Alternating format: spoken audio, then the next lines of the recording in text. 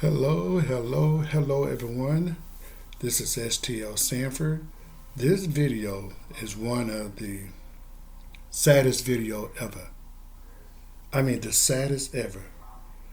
It is the worst misconduct in the history of U.S. law enforcement. Unbelievable. Unbelievable. This story is sad. It really hurts to see what's going on in this country. Before I continue, I need y'all to hit the subscribe, hit the share. I need this story has to be talked about until the Department of Justice settle this and someone's going to prison. Please, I need y'all to hit the share button. Share it with as many people as you can. We need to keep this story alive for however long it takes. This story do not need to be on the back burner. I don't care if it's my video or someone else's video. This story must be kept alive. Two men, Michael Jenkins and Mr. Parker, Eddie Parker, was in their home, in Rankin County, Mississippi. This happened in January 2023. 6 white deputy sheriff came to their home with no warrant for arrest, handcuffed them. And what happened next is something I don't wish on anyone. It could be one of the worst nightmares, but it's not. It's real. I'm not making this up. What these officers did was despicable. It was not a humane thing to do to men. These officers came in, handcuffed them, kicked them, slapped them, beat the crap out of them like they were dogs. They tasered them 33 times. Tase someone 33 times, you're trying to kill them. Then they did something that they don't do in this country. They waterboard them. Are you kidding me? Waterboard? That's third world country tactics. Not in America. Really? And then just when you think that was bad, they made them strip naked and get in the shower and take a shower together. People, they didn't just did this on a whim. They planted this. You want to know why I said they planted this? They had a sex toy that they're supposed to have used on those two men. Or do you? Oh, I don't know. Y'all tell me. Do law enforcement now? Law enforcement carry sex toys around with them to fight crime? That's something new. That is something new. And please, please, please. That wasn't it. That wasn't all. One officer pulled his gun out and put it in the mouth of Michael Jenkins, and he pulled the trigger. He pulled the trigger in that man's mouth. Guess what? The good Lord was here. The good Lord stood there and said, Michael Jenkins, you're not dying today. I got something in store for you. It's going to cost you, but I got something in store for you, Michael Jenkins. The good Lord kept that man alive. But the bullet exited his mouth. He had to undergo 2 emergency surgery. One for the head and one for the mouth. The bullet just tore everything up on the inside of his mouth. His tongue was just hanging on by some piece of meat in his mouth. The doctor, as a result of the shooting, the doctor has to surgically remove his tongue. The man could no longer talk. Now when he want to speak with you, he had to, you know how the gesture with the arm, or he had to write it down. This is what these officers wanted to do, will do some serious harm to these men. And I'm going to ask a question.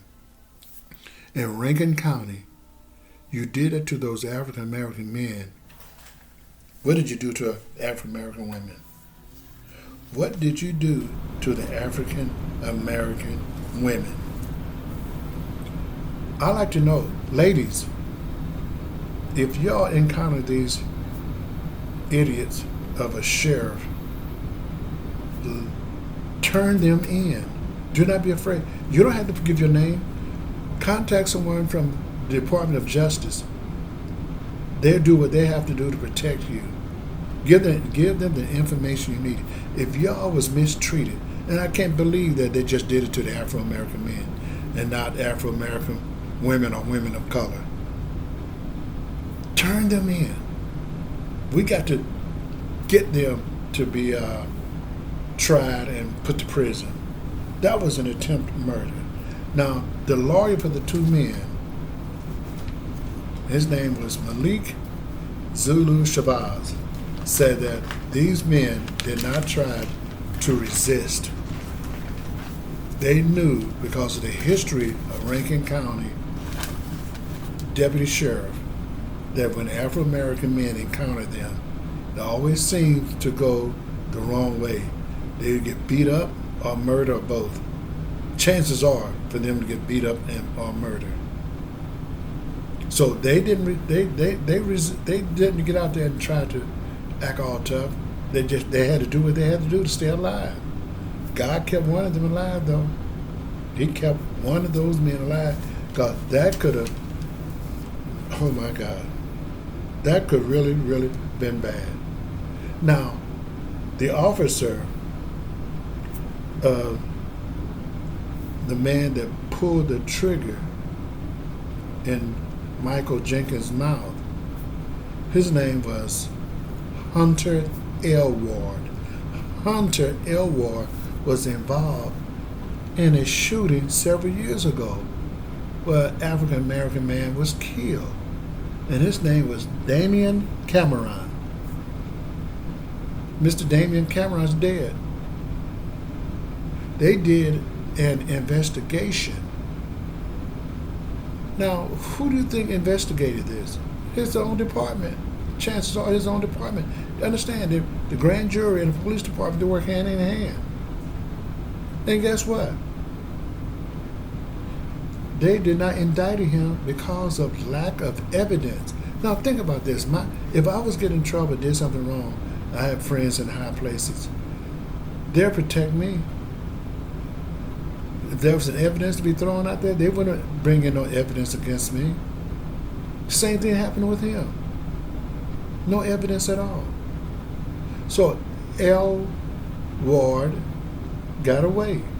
Hunter L. Ward killed a man several years ago, and he had the free reign to do it again.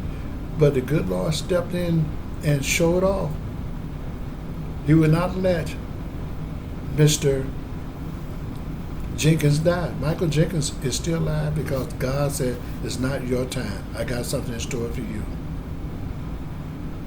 And the man is able, even though he can't talk, but gesture and writing, he can talk about this.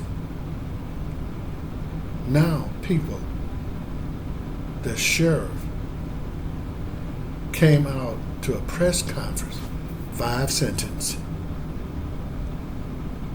did not spoke on anything that had to do with his sheriff and those two men.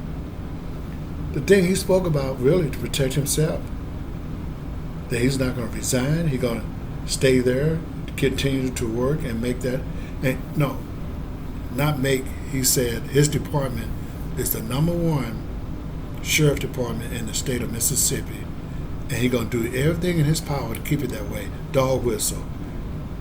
Make America great again? Oh, really?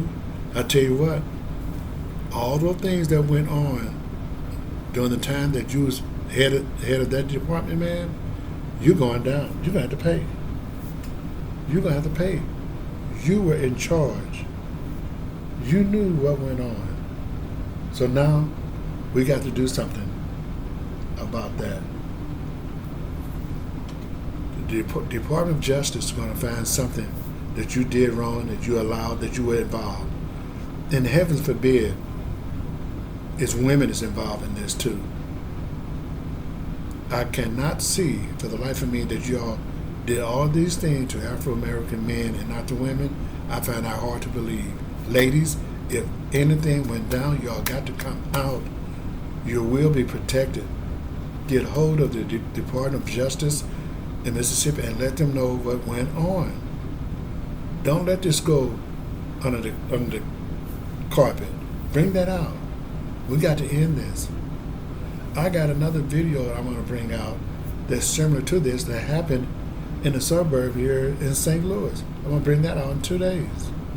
Law enforcement kind of out of control, aren't they? You people not God.